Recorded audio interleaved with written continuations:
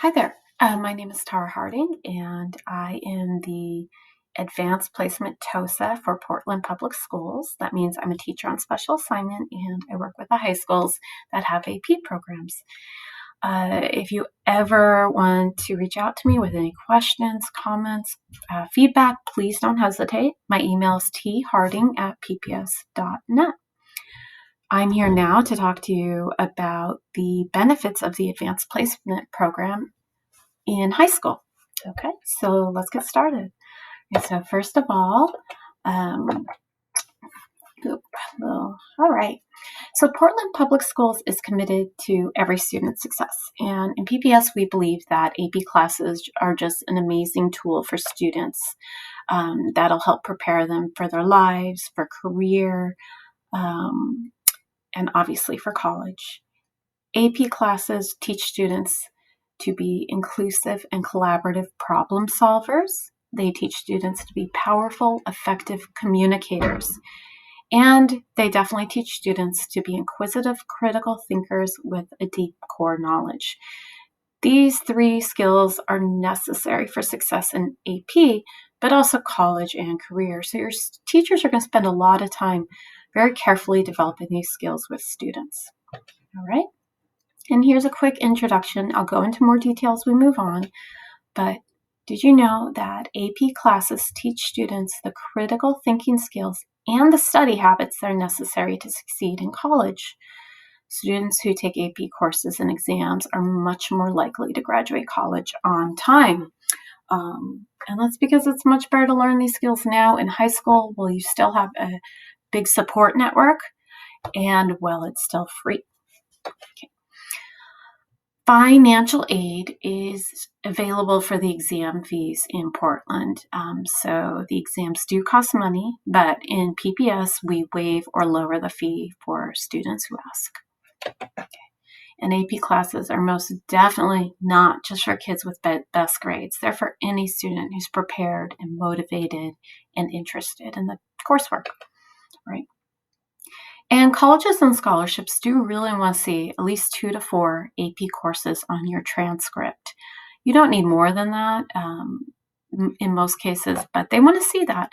They want to know that you're ready for a challenge. And if they know your high school has AP, but you're not really taking advantage of it, they'll want to know why that is. Okay. So the basics. So what are AP classes? These are college-level courses offered in high school. They're taught by your regular teachers and are part of the regular schedule. Students generally start these in 10th grade. We don't really recommend that 9th graders do it because the adjustment to high school is just difficult enough on its own that you throw in these very rigorous classes. It's more than most 9th graders can take on. At Grant High School, all students take AP Human Geography in 10th grade. All right, and that's great because it's a really high level, interesting class that appeals to most students. So in May, all the AP students around the nation, around the world actually, take the same exact exam for each subject. And this is an assessment of how much content they've learned and the skills they've developed. All right.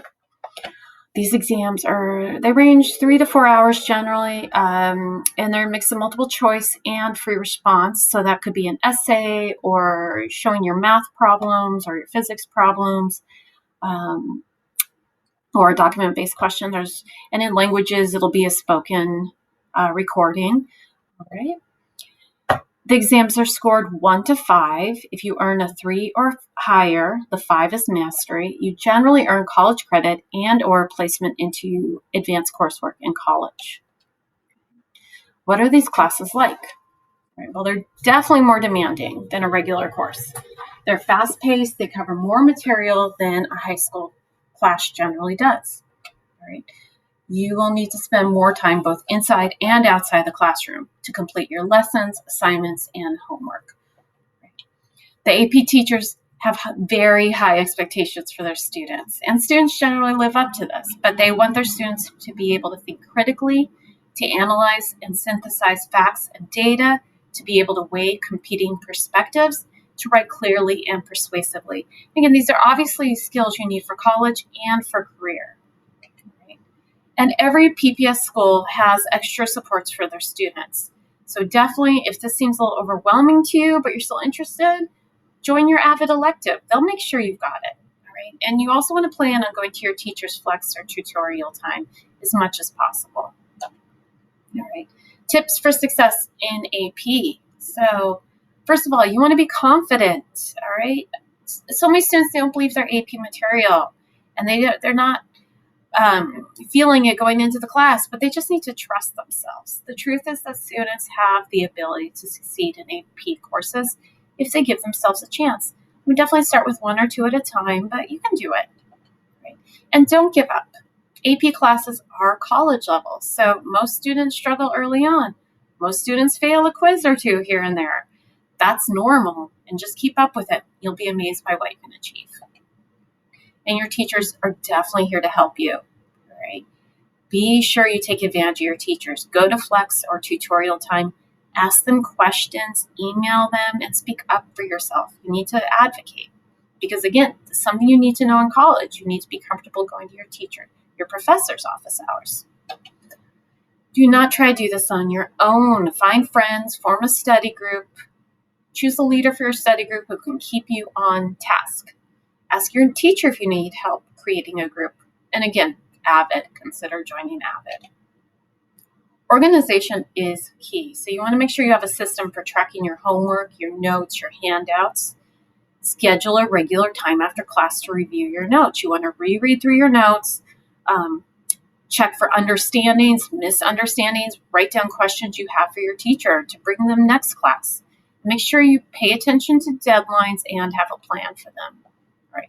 And families, you want to help your student by designating a specific area in your home for schoolwork and homework, and help your students prioritize classes, activities, homework, work commitments, team. All right, so your students will definitely need some help with this. All right. So I'm going to show you, I think I have some videos, and these are available on my website as well, which is pps.net/advanced placement. Here's some students discussing the benefits of AP on their own. So I'm going to go show one. All right, but if you want to see the others, just go back to my website.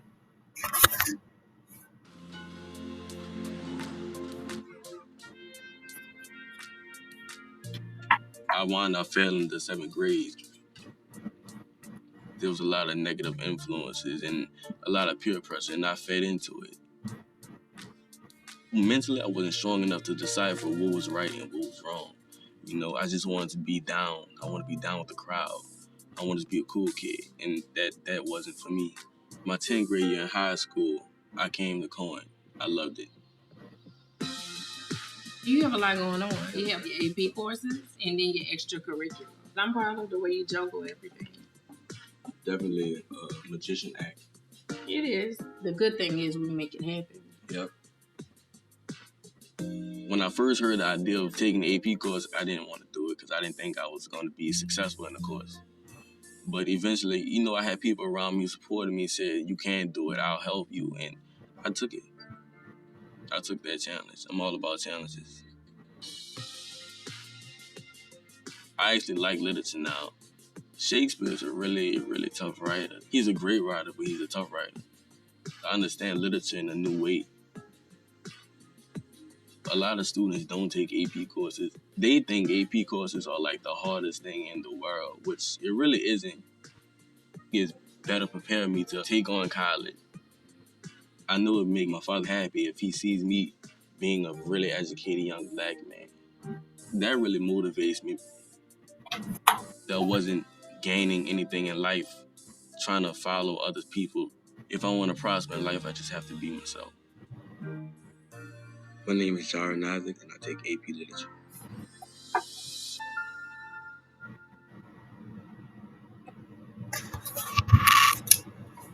So once again, if you want to see more videos, go to pps.net/advanced placement.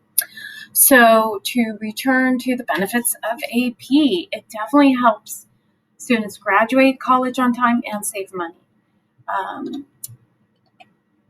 And when you take into account that the average cost of college for a single year in state is $23,000, that's a good benefit. When you add tuition, fees, room, board, books, all of that stuff, right? Plus, it's important to keep in mind that whether or not a student passes the exams, they're still more likely to succeed in college. If they get a 2 and they don't get any college credit, well, they've still learned a lot of the skills necessary to succeed in college. Now, here's some examples of credit awarded. So I'm going to look at Portland State University. So if a student gets a 3 in European history, they'll get 4 credits. That'll save, let's see, a credit's 200. So if they get 3, they'll save $800. If they get a 4 or 5, they'll get 8 credits, and that's a full year of history credit, and that's $1,600. Chemistry, if they pass that with a 4 or 5, they'll get 15 credits, and that's like equivalent to a year and a half of science, and will save $3,000. And I will go into later a sheet I made with specific examples of how it works at Grant High School. Right. Okay, so finally some myths and realities about AP. Myth, I hear this so much, AP is just for students who get good grades, and that's definitely not true. You know, there are art classes, there's languages, Spanish language, and there's so much for different students that will appeal to them. Right? AP courses are too stressful, the exam is too stressful, and you know what, they are stressful, that's true, but so will college and career be, and so it's better to, handle that now while you're still have some support group around you. And the help from your teachers, your classmates, AVID if you're in it, your counselors, that will all help you with your workload. And you can choose to just do 1 or 2 AP classes. That's fine as well. But again, the act of taking the classes and the exam will really benefit you in the future. And I hear students say that taking AP courses could hurt their GPA. And that's definitely not true because they're weighted. So they actually count for more towards your GPA than a traditional class does. And recommendations, well, that's not really done anymore here, especially in PPS. Unless it's calculus or a language where you have to level up into it, you just sign up for forecasting. If you have questions, talk to your teacher or counselor, right? So yeah, that's what I have. Again, I strongly suggest that students find an AP class that suits them. Keep an eye out for your forecasting guide, see what you have, speak with other students, see what classes they've liked, speak with your teachers and counselors, ask them what do they suggest for you, where do they think you would succeed. There's the website for more information, and you can always email me at tharding@pps if you have any questions. Right? Thank you so much, and have a great day.